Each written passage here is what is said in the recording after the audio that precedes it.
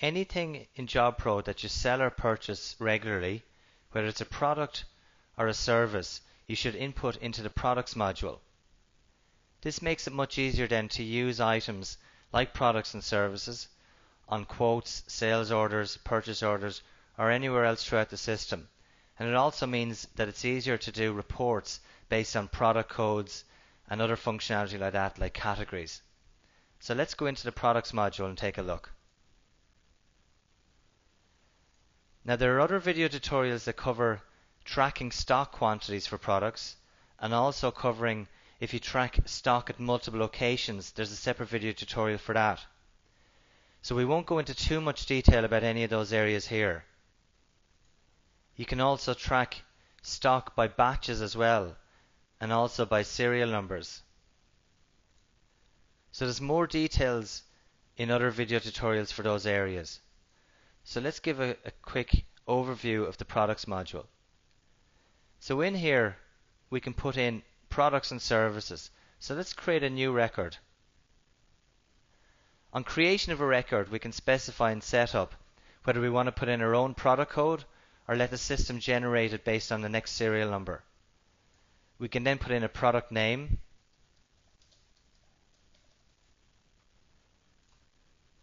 We can give it a longer description in here. And when we print documents like quotes and invoices and purchase orders, we can specify in setup whether we want to include the full or larger product description on those printed documents. So that's a useful feature as well. Otherwise it just prints the code and the product name. We can also in setup put in lots of different types of product types. So in here there's just a few samples.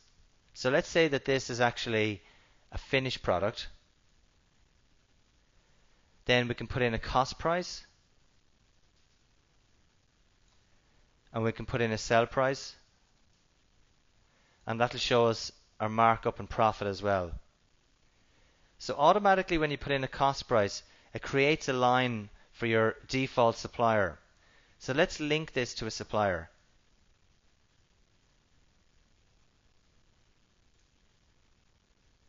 Now we can set up multiple suppliers for a product as well.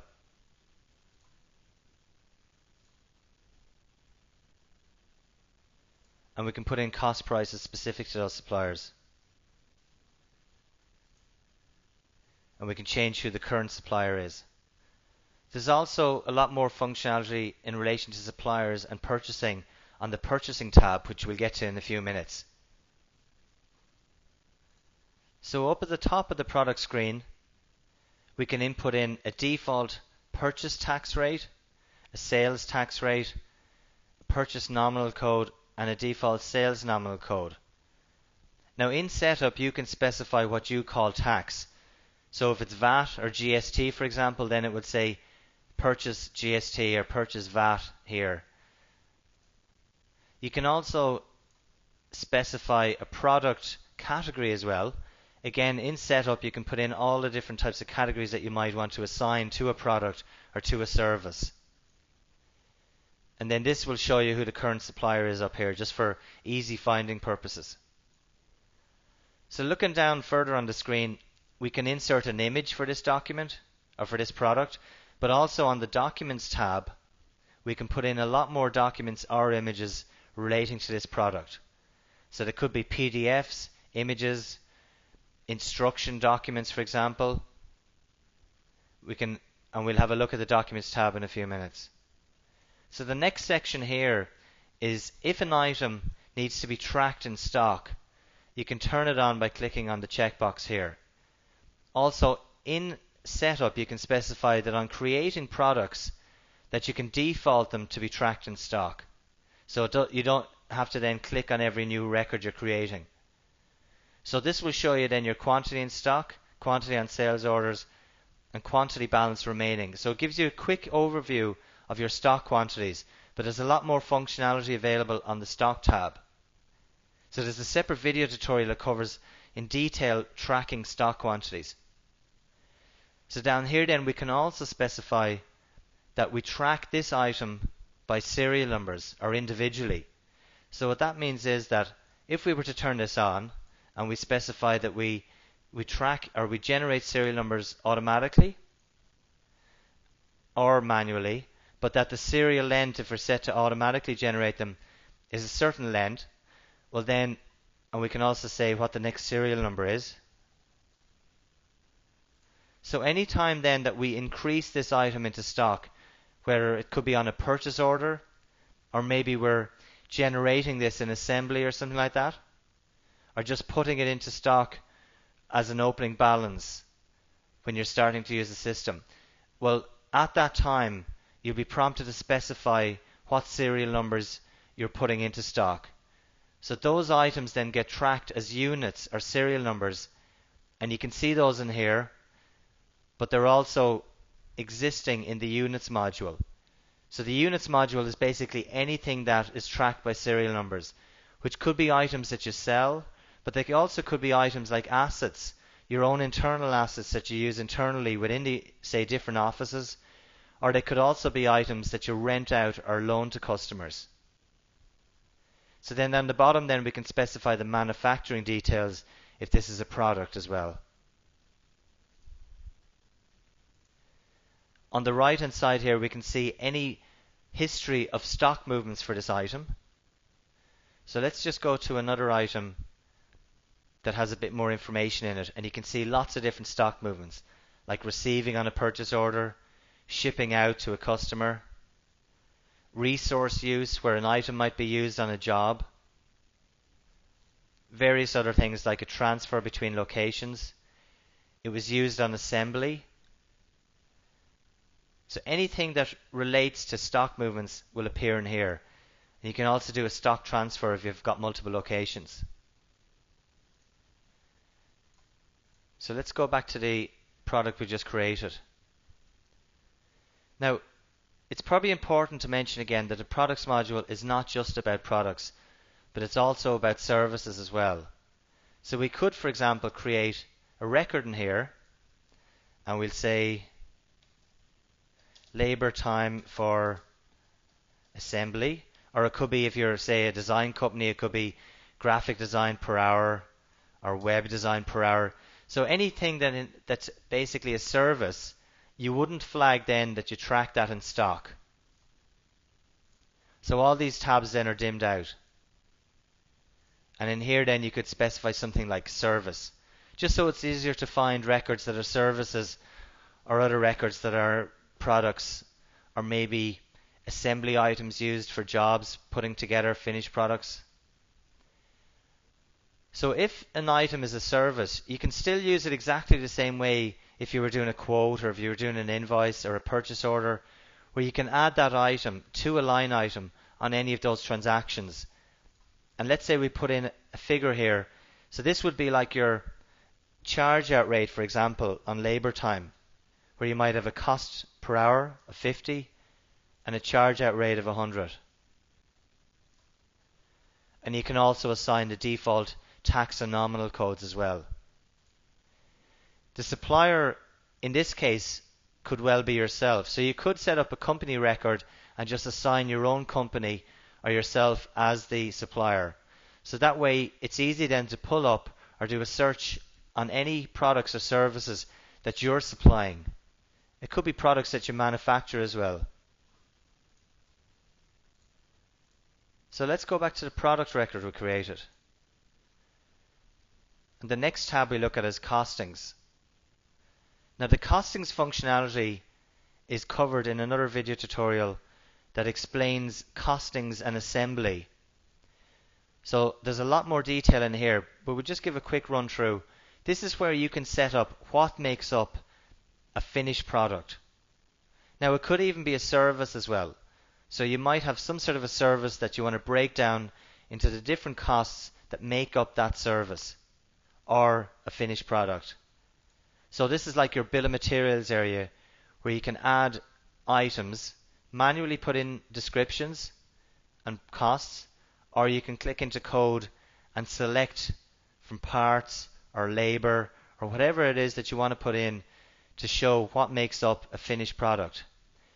And this is very useful then if you want to do job assemblies, where you can create a job And on the assembly tab, you can then assign the finished products to that screen, and that'll show you then what items you need to make up those finished products, what quantities you need, and if there's a shortfall in stock as well. So that's all covered in the jobs video tutorial and also in the costings and assembly video tutorials. Also on this tab you can see if this particular item is used to make up finished items. So it could be like a raw material or something, and then you'd see that it's used to make up other finished items here. On the right hand side we can see a pricing summary. So the cost price, the sell price, the profit, the markup and the margin. In this case the cost price has been manually entered in.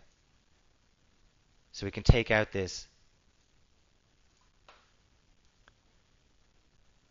So the next tab is the pricing tab from a sell price point of view.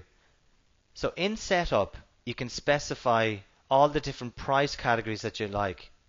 So if we go into home and into setup, lists and menus,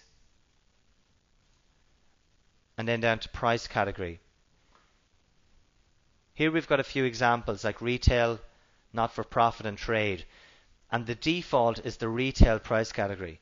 So what that means that every time we create a product or a service,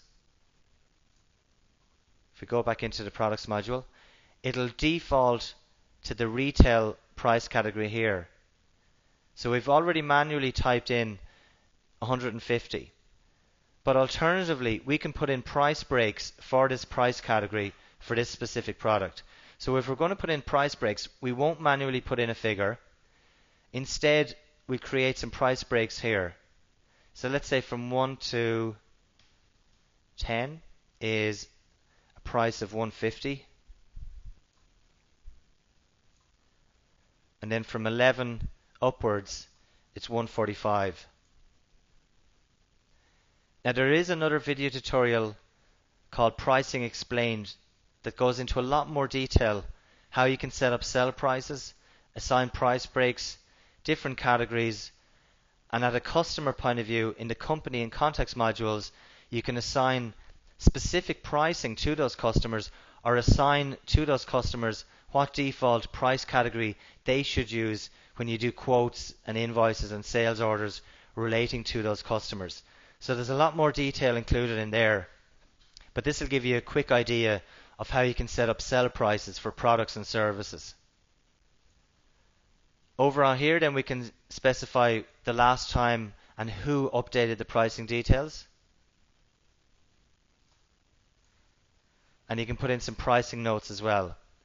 But also, if you rent out this particular item, it could be like a piece of equipment or an asset that you use on jobs, you can specify that you can book this item in as a resource on jobs and tasks. And if you do that, then you can specify the rate per hour, the rate per day, or a rate per booking for this particular item.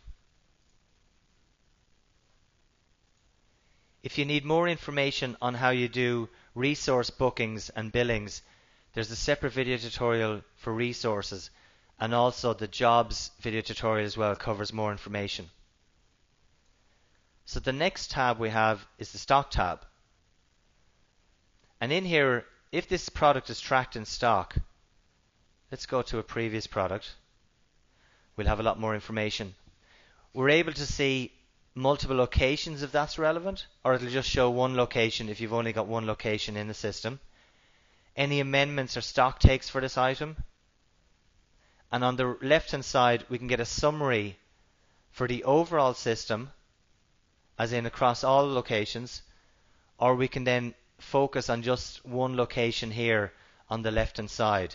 So let's say the main stock location. And that will base its figures then on the main stock location. So in total there's 24, available there's 14 because there's 10 on sales orders. Historically we've purchased 288, currently there's 103 on POs, and you can see this item has been used on jobs, on tasks, on time logs as expenses, and even as staff expenses, and also it's been used in assembly and it's been sold here, and currently it's on sales orders for 10. So this will give you a good idea of the different areas in the system that affect stock. We can also create a purchase order from here and set the minimum stock quantity from here as well.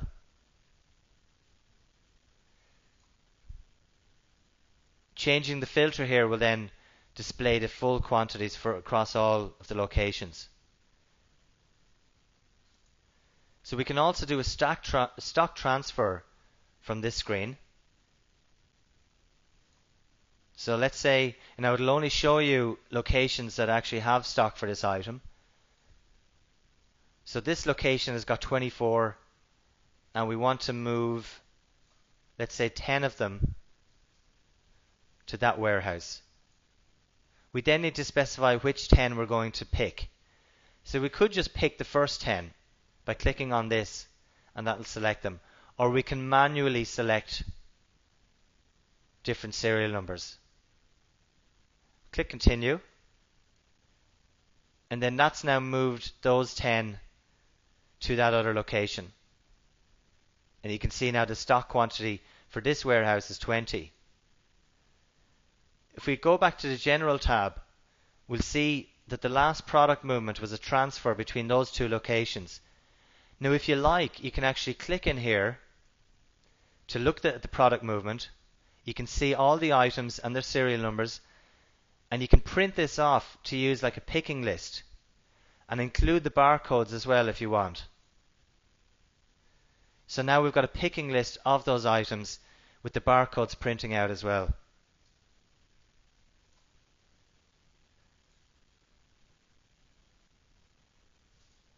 Also, if after a stock take certain quantities are out, what we can do then is amend the quantities simply by creating a line here under amendments, and let's say at the main stock location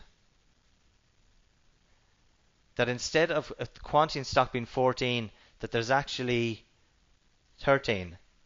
So one has gone missing, and this is where we need to specify which one is actually missing. And the reason we're prompted for this is because this particular item is tracked by serial numbers. So if you don't track items by serial numbers, you won't get prompted with this information. It'll just update the quantities and doesn't really care about each individual unit or quantity of one. So we'll remove this item. We'll say that this is the item that's gone missing. And now the quantity in stock at the main stock location is 13. You also have the ability in here to create purchase orders from a specific stock location. If you've only one stock location in your organization, well then you'll always only see one line here. And on the left hand side, it'll always relate to that one stock location. You can also manually create a stock location here specific to this product. But you would have to set up that location in the locations module first. But normally locations in here, as in stock locations for this product, are generated automatically when you need to. In other words, if you're doing a purchase order and you're going to be receiving items into this location, well then it will display in here with the quantity on purchase orders. So it's very rare that you'd actually need to create a location from within a product screen. You can also specify in here the minimum stock quantity, but there's further functionality on purchasing related on the purchasing tab that we'll get to in a few minutes. So let's go to the next tab. Now this tab is only relevant if you track items by serial number. So this item is tracked by serial number, and we can see all the items that ever came in with their serial number for this particular product. And we can also see where their standard location is, if there's still an item that's for sale. So you can see some of these items are put in locations that are used for rental. So in other words, the items that are stored at those locations are going to be rented out as opposed to sold. But you can still technically sell these items. It's just for ease of use, we've broken up stock locations in the locations module into a usage because normally a location would be just for either sell or rental use or loan use. But you could actually, if you had one warehouse, and within that one warehouse you wanted to separate off into different bays or different shelves, for example, you could create separate locations for those areas within the one warehouse. Like you might have an area within a warehouse that you just put items that you use for use on jobs or for renting out to customers. So technically you could have multiple locations in this system, but in the same warehouse. You can also filter out on this screen by items for sale or items for rent or loan. And it's just an easier way if you want to pick out an item that you might want to book in on a job, for example, for rental or job use, or to book in on a task. So the next tab is batches. Now if you don't use batches, you can turn off that module. Same with locations, same with any module, you can turn those off in setup.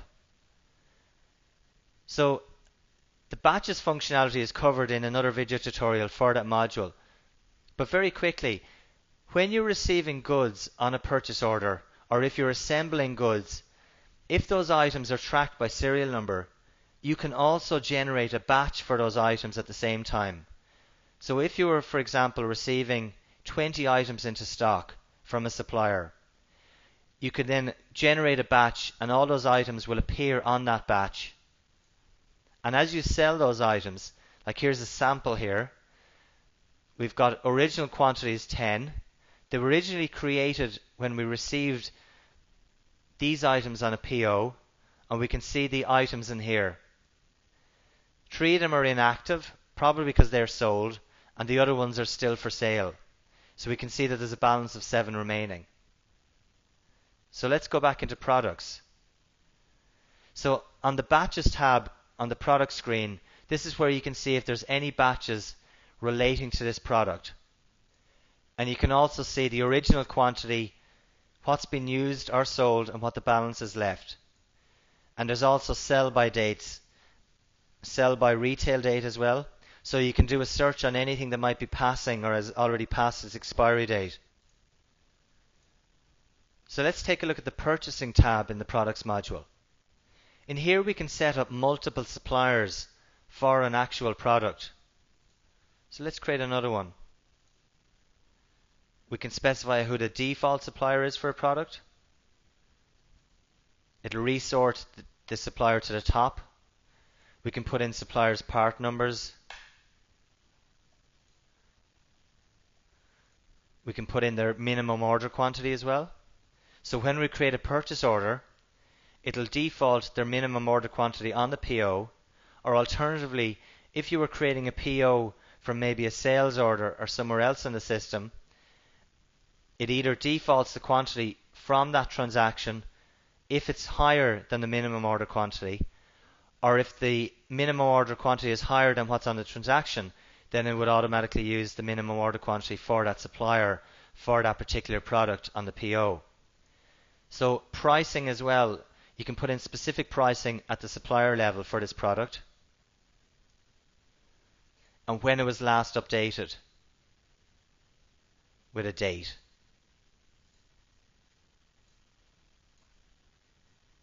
And you can also create a purchase order for that supplier for that product from here. So let's put in a minimum order quantity of 5, and then we create a PO. And here we have a PO to this supplier for that item with a quantity of 5 entered in automatically. So we can go back to the product screen by clicking on the little arrow here beside the product code.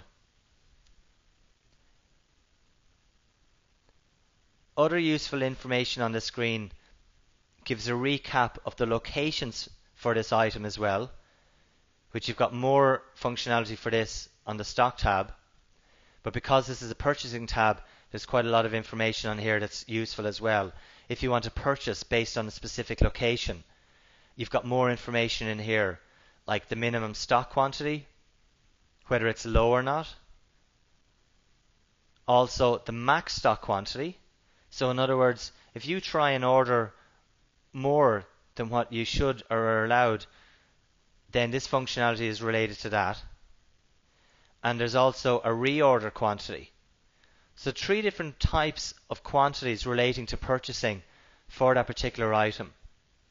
The reorder quantity is like an automatic quantity that can be used on a purchase order.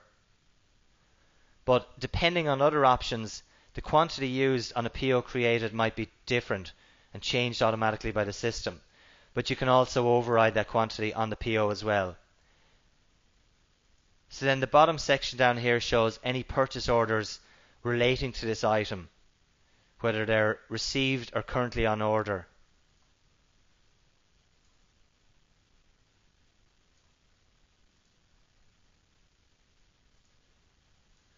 So the next tab is actually purchase or sales orders for this item.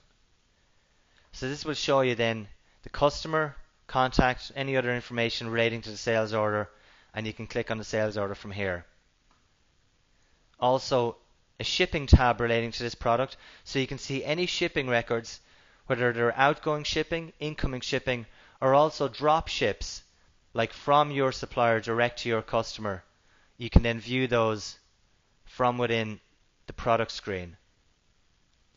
Also, you can see if there's any items that were returned, like a return out to your supplier or a return in from your customer to you. Then the Sales Invoices tab for product will show you any invoices relating to that product, and you can drill down to the invoice from here, including credit notes as well. And then we have a Documents tab for products where we can add as many documents as you like images, PDFs, user manuals, etc. Anything relating to a product or a service can be linked in here. And then on the other tab, you can set up your custom fields. So in setup, you can specify what you want to call custom 1, 2, and 3 fields. So you can input your own information here. You can also assign groups to a product. So this is a good way of maybe grouping items together for doing price lists, for example. So you could create a group and call it a specific price list, and then you could pull up that set of products based on the group name and print those off. There's also a section for any notes or communications relating to this product, but primarily this will be about notes here. And then we've got other details as well. So you could create a line here and maybe just put in some technical information relating to this product with a heading and a description or a detail. So that covers all the tabs in the products module. On the list screen, you can view any sort of product and service, search on them, sort based on their headings.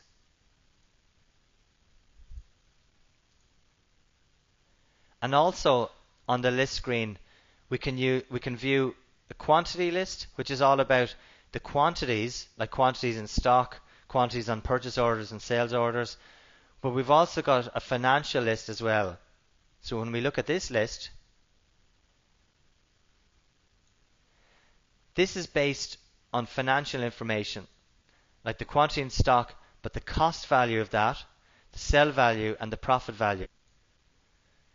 If we have a look at the options tab in products, we've got various options like finding stock, existing, stock that's under the quantities that there should be, over the quantities, and various other find options in here. There's also a section for stock sync related, where if, for example, stock has become out of sync with actual data in the system, which could happen but is very rare, like if a record was locked, for example, you can resync stock very easily by using the options in here. Then here we've the ability to create a purchase order from the options screen, which you can also do from various other tabs on the product screen as well. And then you've also the ability for the found set of records that you currently have in the products module to print a customer price list, print a mini list, print stock take sheets, print blank stock take sheets, or also print a minimum quantity required list based on stock for selling. So in other words, here for example, we could print a customer price list, and we can base the price list using a price category. Like let's say we wanted to do the price list for retail. So then we click on group prices by product category. So that'll put a heading then of the product category, not the price category, but the product category on the price list. And we can also include the tax or VAT or GST on the price list as well.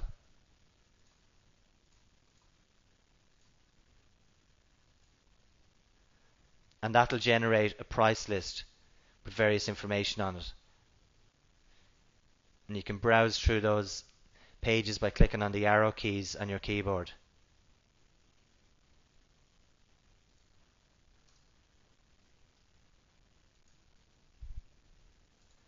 And just to finish off in relation to the products module, in setup, if we go back home,